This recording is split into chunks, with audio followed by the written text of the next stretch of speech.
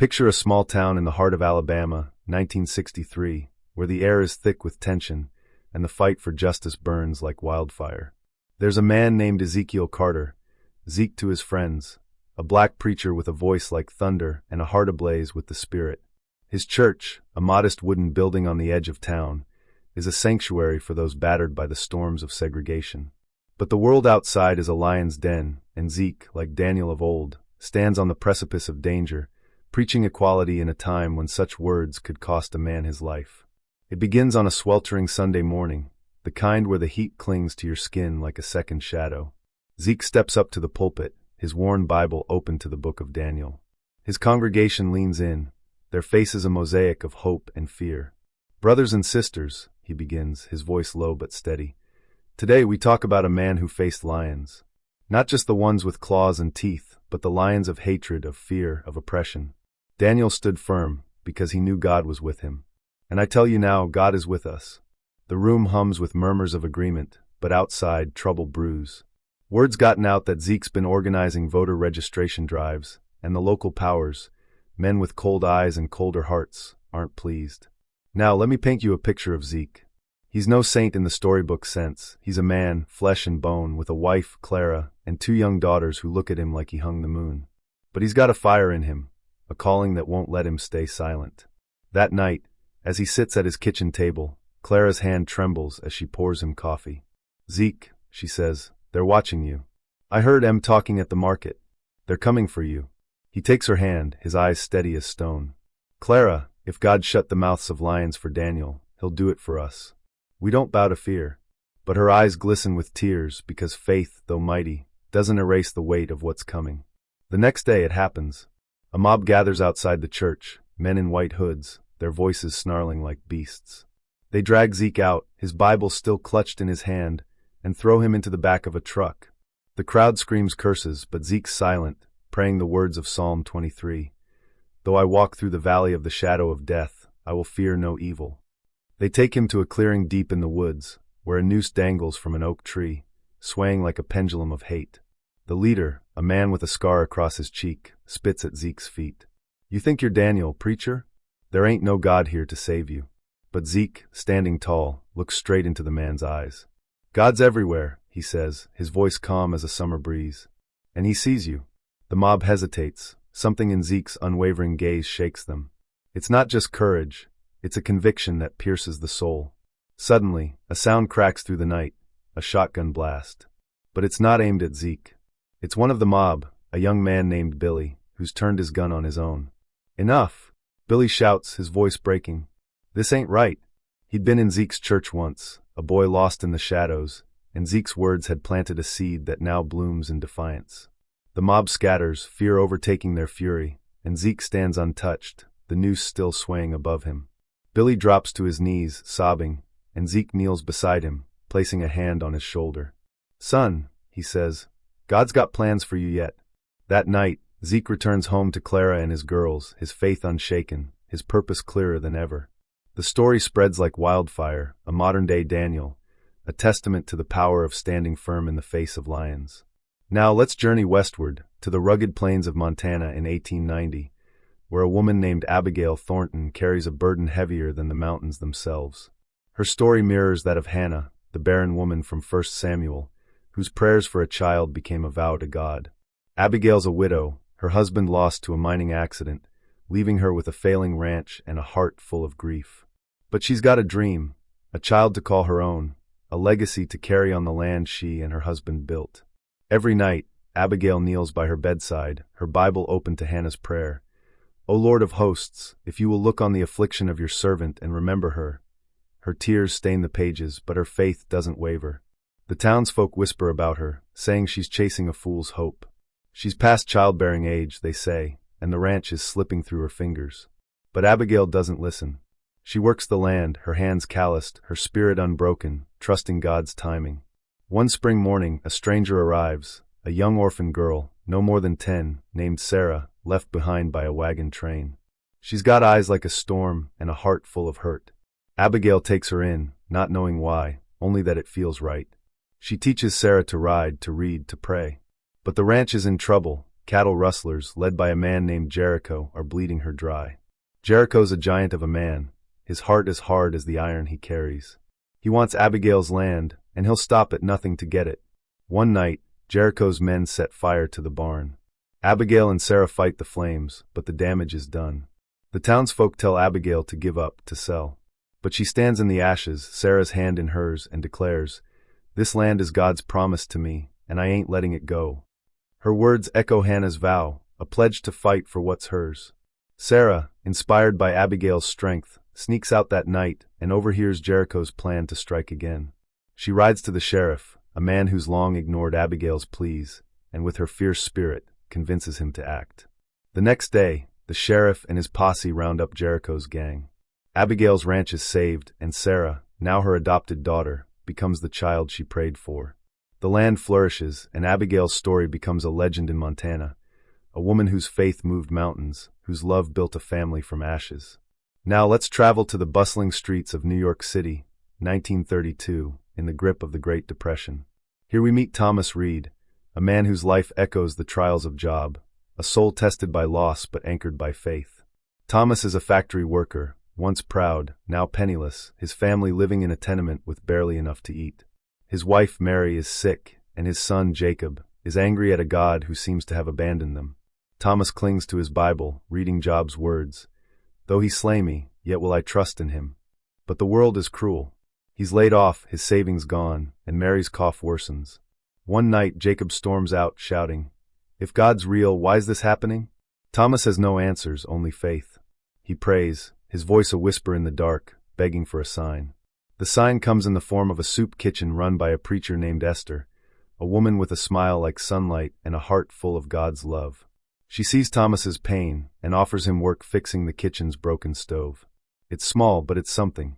Thomas pours himself into it, and Esther shares stories of Job, reminding him that suffering isn't the end. Slowly, Thomas begins to rebuild, not just the stove, but his hope. He brings Jacob to help, and the boy, though stubborn, starts to listen to Esther's words. One day, a wealthy man named Mr. Langley visits the kitchen, seeking workers for a new factory. Thomas's skill catches his eye, and he's offered a job, not just any job, but one that can save his family. Mary's health improves with medicine Thomas can now afford, and Jacob begins to pray again, his heart softening. Thomas's faith, like Job's, is rewarded, not with riches, but with restoration, a family whole again. These stories, Zeke's defiance, Abigail's perseverance, Thomas's endurance, are threads in the tapestry of America's faith. They're not just tales, they're proof that God's promises hold fast, no matter the lions, the barrenness, or the loss. They call us to stand, to pray, to trust. And this, my friends, is only the beginning. There's more to this journey, more lives touched by the divine hand, waiting to unfold. The fire of faith burns bright, my friends, weaving through the stories of Zeke, Abigail, Thomas, Ruth, and Samuel like a golden thread, stitching together the broken pieces of human struggle with divine purpose. These are not just tales of survival.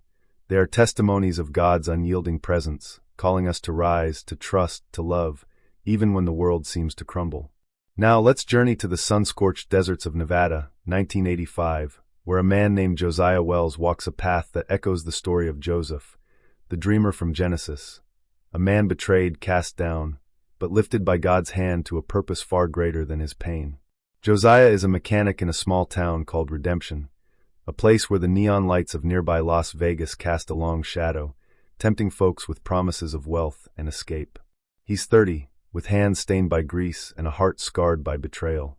Years ago, Josiah had a dream, not the kind that fades with morning, but a vision that burned in his soul. He saw himself building a community center, a place where the lost and lonely could find hope, a beacon in the desert. He shared this dream with his business partner, Marcus, a man he called brother. But Marcus, driven by greed, stole Josiah's savings, sold their garage, and left him with nothing but a rusted toolbox and a shattered trust. Now Josiah works alone, fixing cars under a merciless sun, his Bible tucked in his glove box, its pages worn from nights spent wrestling with God. He reads of Joseph, sold into slavery by his brothers, yet rising to save a nation. "If God can lift a man from a pit," Josiah whispers, "maybe he's not done with me." But doubt gnaws at him. The town's falling apart. Families are leaving, kids are lost to the streets, and the casino bosses, led by a man named Vincent Cole, hold redemption in their grip. Vincent's a smooth talker, his suit's as sharp as his ambition, and he wants Josiah's land, the last piece of his old garage, for a new gambling hall.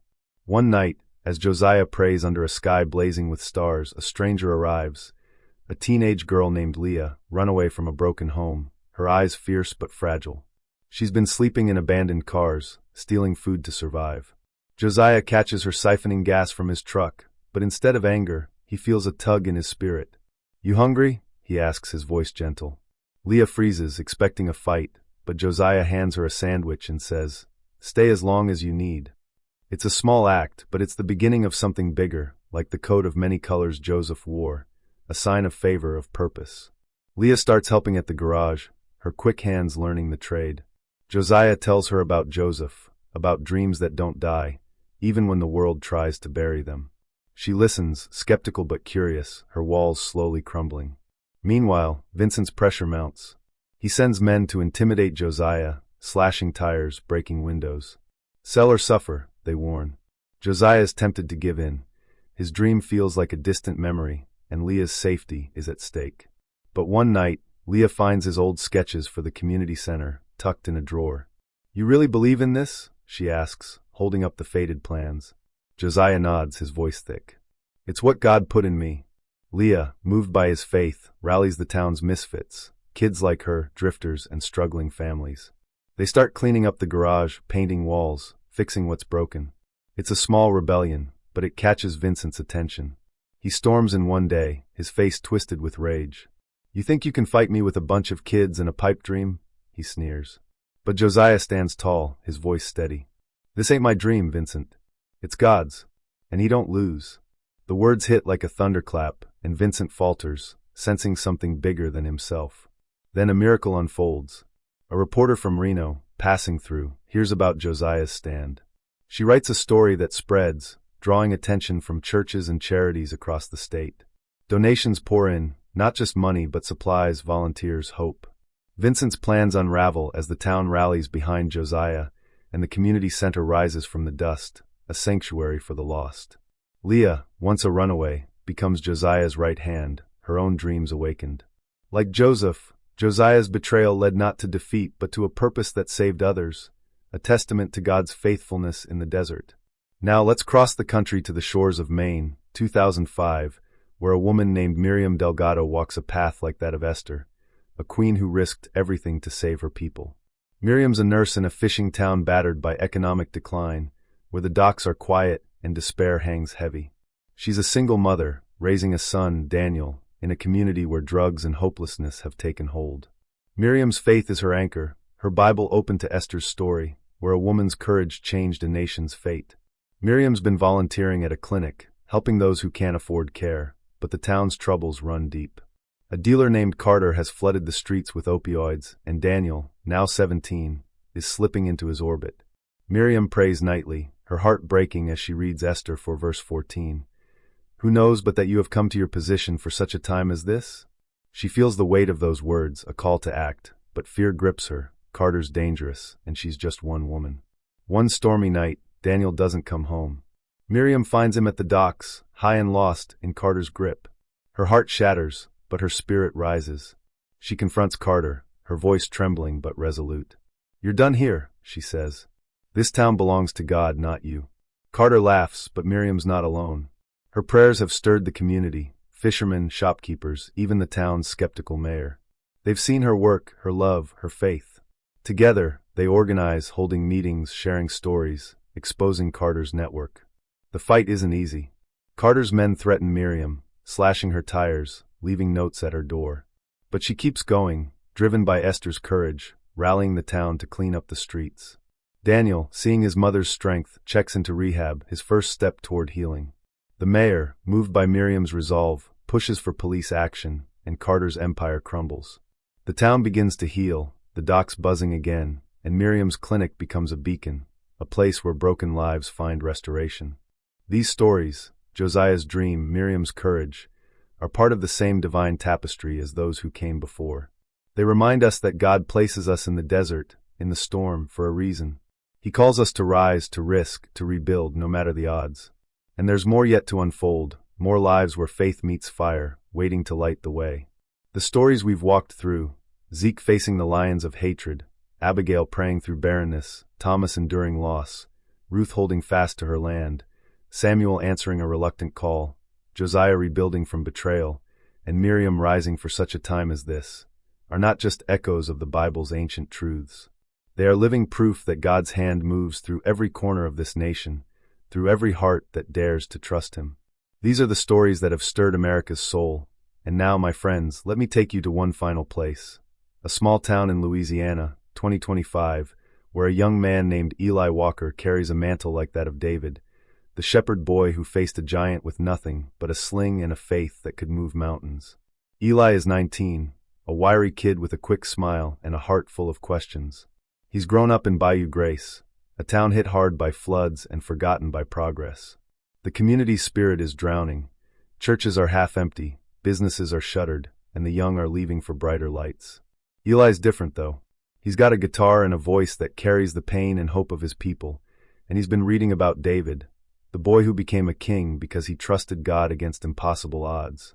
Every night, Eli sits by the bayou, strumming chords and praying, his Bible open to 1 Samuel 17, where David tells Goliath, "You come against me with sword and spear, but I come against you in the name of the Lord." The giant in Bayou Grace isn't a man but a system, a corporation called Delta Corp, owned by a tycoon named Randall Voss, who's buying up the town's land to build a chemical plant. The plant promises jobs but threatens the bayou's fragile ecosystem, the lifeblood of the town's fishermen and farmers. Eli's father, Amos, a shrimper, is ready to sell, his shoulders bowed by years of struggle. "We got no choice, son," Amos says, his voice heavy. But Eli disagrees. "God didn't bring us this far to let the bayou die," he says, his eyes blazing with a fire that feels like it's not entirely his own. Eli starts small, singing at the church, his songs weaving stories of the bayou's beauty and the people's resilience. His music draws a crowd, old folks, kids, even the skeptics who've long stopped believing in anything. He reads them David's story, his voice steady. One stone, one faith, one God. That's all it took to bring down a giant. The town listens, and something stirs. But Randall Voss isn't one to back down. He sends lawyers with contracts, offering money that tempts the desperate. When that doesn't work, he plays hardball, cutting off fishing permits, pressuring suppliers. The town's hope wavers, and even Amos tells Eli, "You're fighting a losing battle, boy." But Eli's not alone. A teacher named Miss Clara, who's heard Eli's songs, starts spreading the word online, sharing videos of his performances. They go viral, catching the eye of environmentalists and reporters. Eli's music becomes a rallying cry, and people from neighboring towns join the fight. One night, Delta Corp holds a public meeting, and Voss himself shows up, his presence towering, his words slick. "Progress demands sacrifice," he says, dismissing the crowd's concerns. Eli stands, guitar in hand, and speaks, his voice clear as a bell. "This bayou ain't yours to take. It's God's, and we're its keepers." He plays a song raw and powerful, and the room erupts, not in anger but in unity. The pressure mounts. Protests grow, and the nation watches. Voss, cornered by bad press and a federal investigation sparked by the attention, backs down. The plant is scrapped, and the bayou is saved. Eli's not hailed as a hero. He's still just a kid with a guitar, but his faith, like David's, has felled a giant. Bayou Grace begins to heal, the church fills again, and Eli's songs carry on, a reminder that God equips the small to do the mighty. Now step back with me and see the tapestry complete. Zeke, Abigail, Thomas, Ruth, Samuel, Josiah, Miriam, and Eli, each face their lions, their barren lands, their pits, their storms, their giants. They weren't perfect. They were human, broken, doubting, but they trusted. Zeke stood unshaken before a noose. Abigail built a family from ashes. Thomas found restoration in loss. Ruth held her ground through dust. Samuel answered a call he tried to flee. Josiah turned betrayal into a beacon. Miriam risked all for her people, and Eli sang down a giant. These stories, woven across America's heart, from Alabama's churches to Louisiana's bayous, are not just history, they're a call. A call to you, to me, to stand where God places us, to trust His promises, to fight for what's right, no matter the odds. God's not done writing stories. He's writing yours right now, in every choice, every trial, every dream. Will you stand like Zeke, pray like Abigail, endure like Thomas, hold fast like Ruth, answer like Samuel, rebuild like Josiah, risk like Miriam, or sing like Eli. The Bible's not just a book, it's a mirror, showing us who we can be when we lean into God's strength. This nation, with all its struggles and triumphs, is a canvas for His grace. So, my friends, go out there and live your story. Let it shine. Let it change the world. If this story touched your heart, if it stirred your soul, hit that like button and share it with someone who needs to hear it. Drop a comment below. Tell me your story, your struggles, your victories. How's God moving in your life? And if you haven't already, subscribe to this channel for more stories that light the way, that remind us we're never alone. Let's keep this fire burning together.